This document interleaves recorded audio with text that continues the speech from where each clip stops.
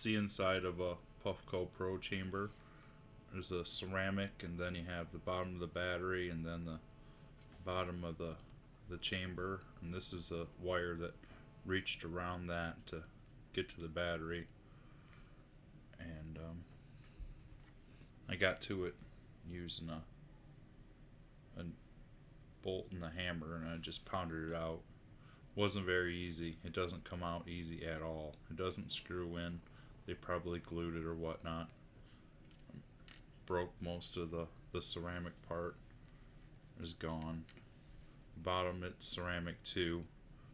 Um, the positive of the battery goes right through the bottom, and then the negative comes about around to the top. So that it only lasted me like 2 weeks. I guess I might be using it wrong.